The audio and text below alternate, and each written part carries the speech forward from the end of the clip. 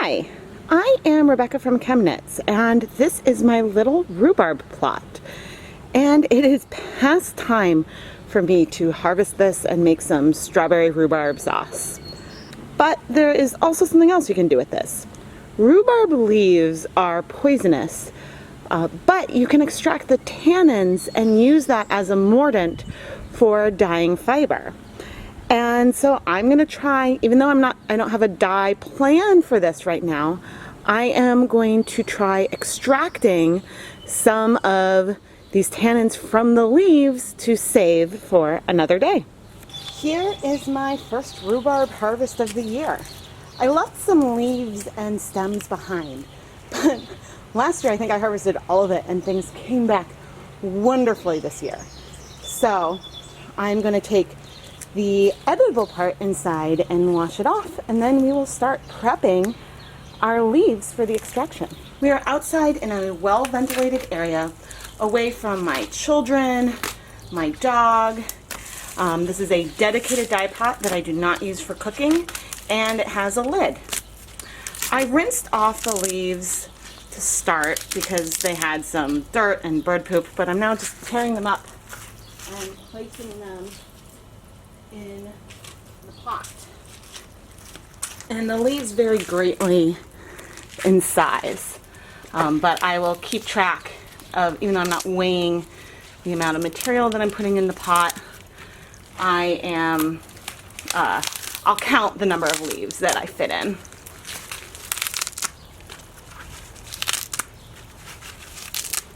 Alright, I've got about 17 leaves in the pot, and now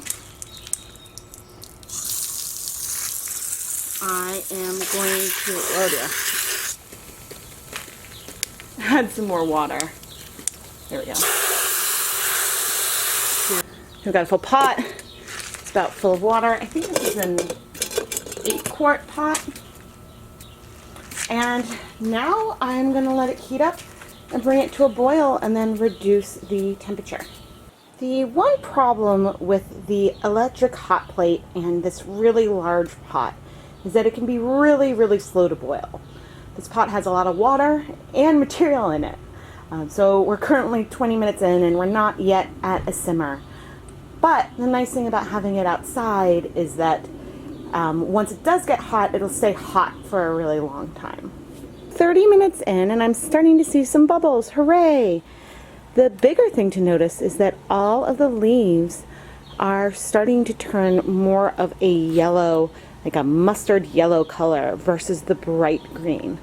There were some yellow patches in the leaves when I added them, but I think from the heat we're starting to see this color change. We are now about 40 minutes in the pot, 10 minutes of official cooking, and I am going to reduce the heat because we're now definitely at a boil.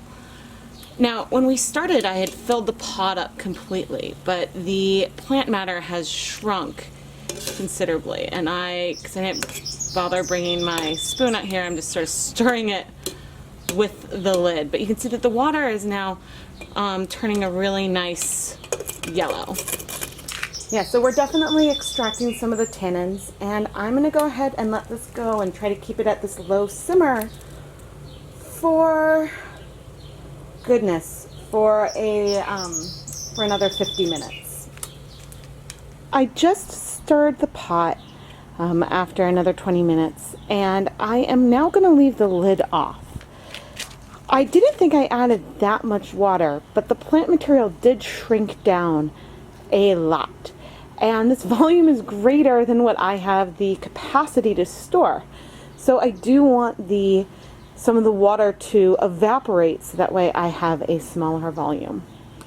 But I am going to leave the heat on for another 20 minutes. We've now been cooking for a total of 50 minutes, 20 minutes with the lid off, and there is a lot of color in here. It's starting to get a little cloudy.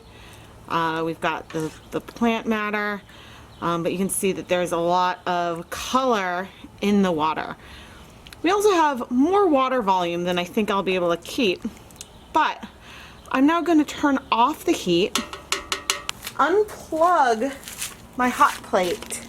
I'm going to leave it here to cool and let a little more of the water evaporate. If I really wanted to reduce the amount of liquid, I would bring this up to a rolling boil and let it cook down. But for now, I'm going to let this cool so I can remove the leaves from the pot. And yeah, it'll still be cooking because the hot plate's going to remain hot for probably at least, it'll take about 30 minutes for it to cool off, and the pot will then still stay warm for a while. So this will still be cooking for a little while longer. But yeah, I think that we've got some good tannins. Since it's a nice sunny day, the pot has cooled a lot, but it won't cool completely because we're sitting here in sunlight. But now I'm going to start trying to remove the leaves, placing the extra in this plastic bag just to aid with cleanup. But I'm going to save as much of this as I can, but I did just go and put some fiber into pre-soak, some miniskeins, because if there's some that's left over, maybe we'll see if we get some good color from the rhubarb leaves on their own. Okay, I removed a lot and decided to change gears. Instead of trying to scoop out the leaves, I'm going to pour some of it through the slotted spoon into my container.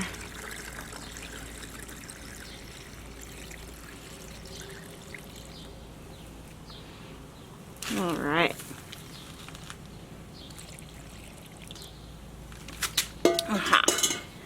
There's still some leaf matter in here, but I think I'm gonna try and just use this even with the leaves in it to see what kind of color that we can get out of it. So let me start getting that set up. And meanwhile, here we have 10 cups of rhubarb extract, rhubarb leaf extract that we can use as a mordant for future dyeing.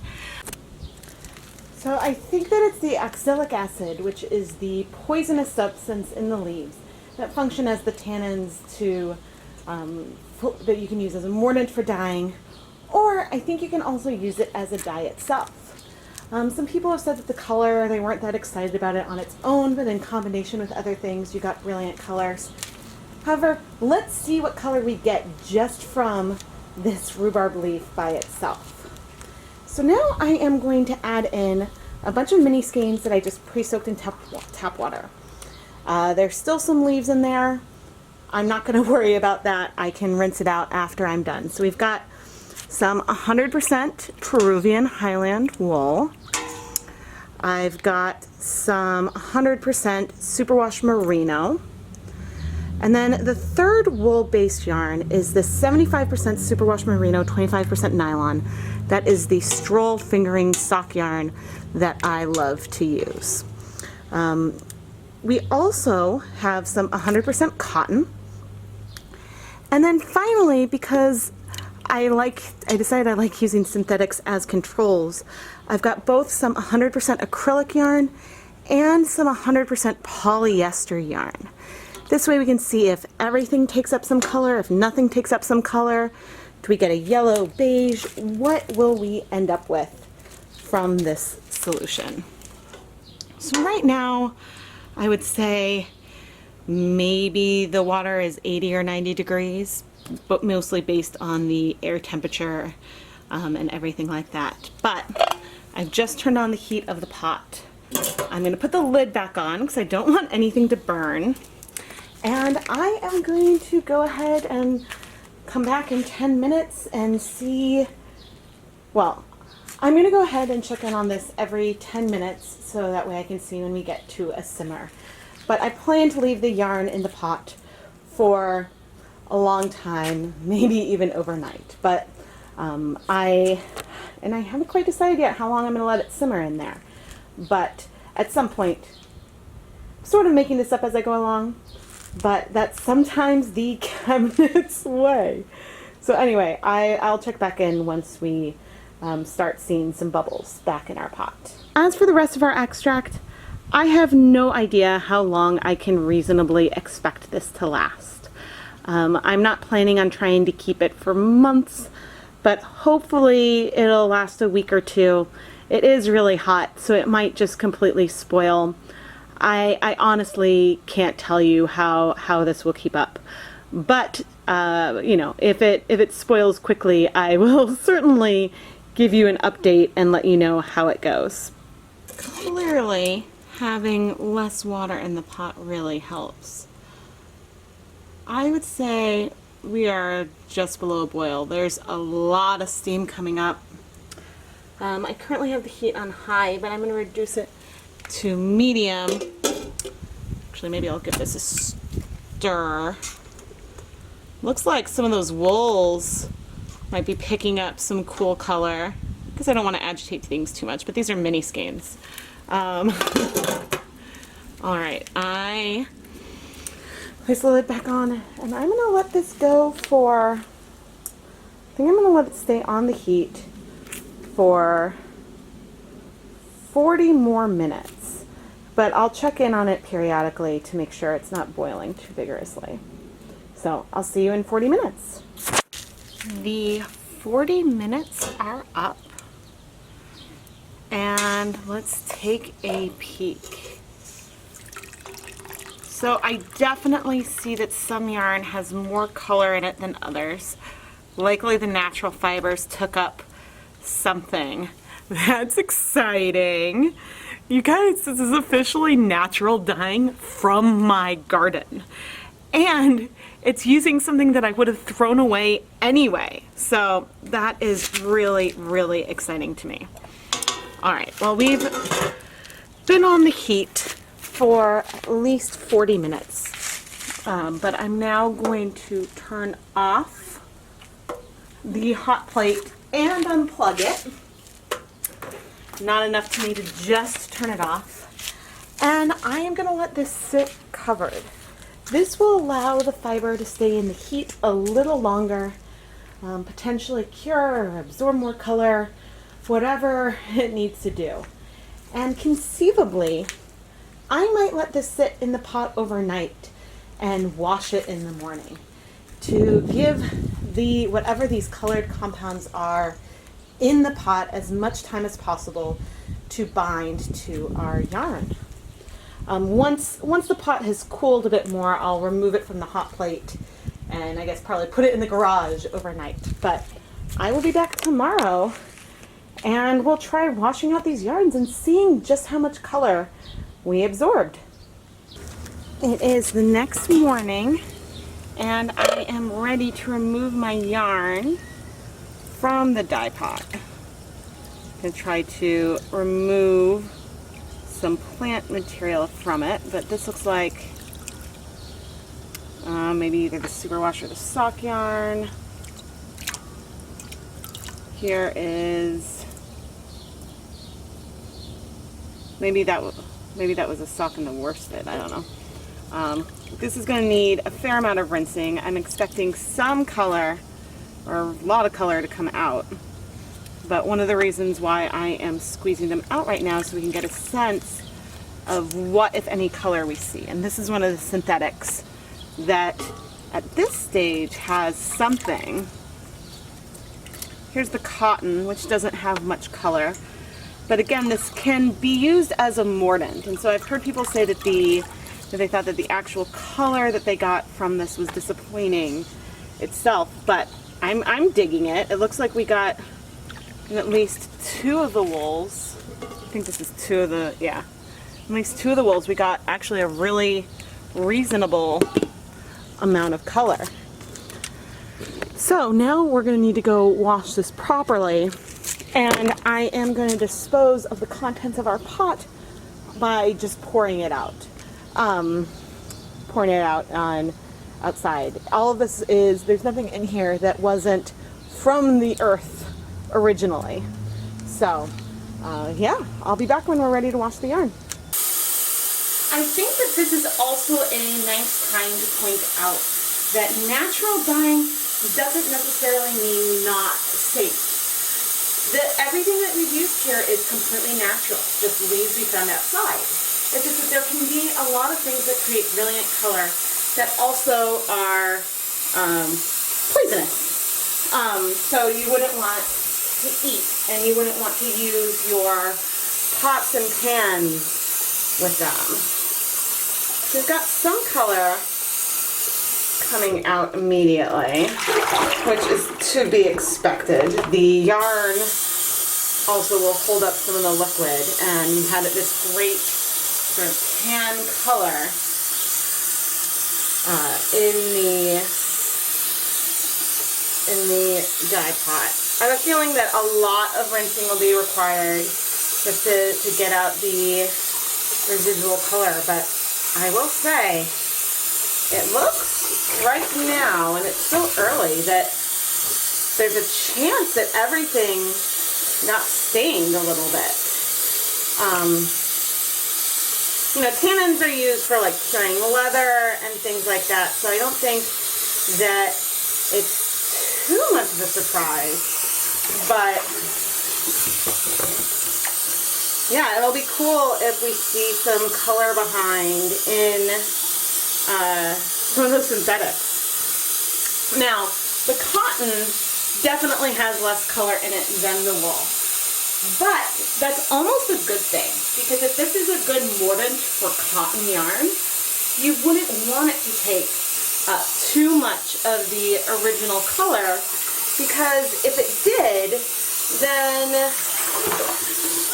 you know, it would be, if the mordant makes it this dark, then it would be harder to, if the mordant made it super, super dark on its own right, then it would be harder to get a different kind of color.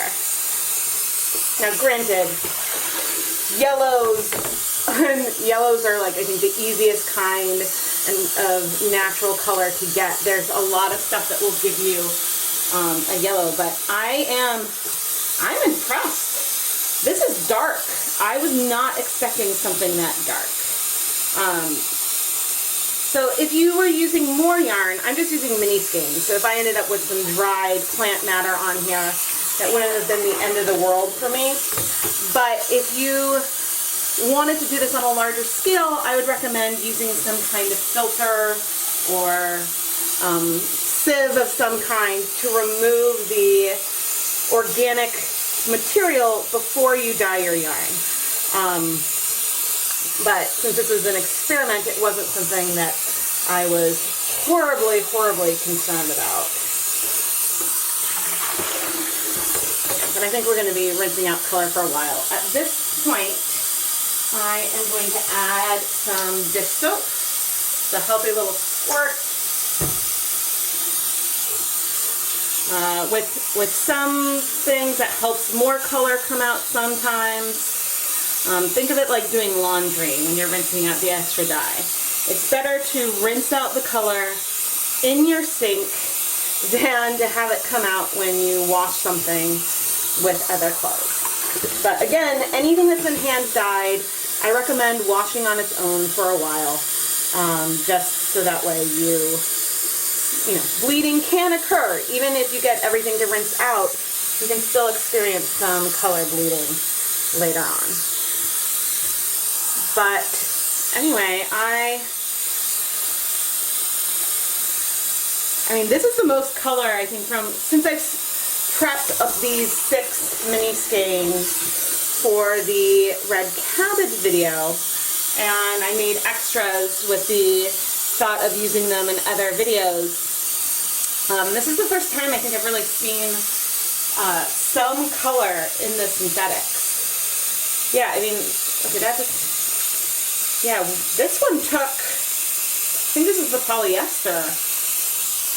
I am intrigued. I am intrigued.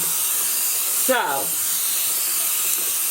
nevertheless, I do have knots and stuff on the yarn so that way I can tell which one is which. But this is a long washing sequence. Alright, anyway, I am going to keep rinsing until the water runs clear.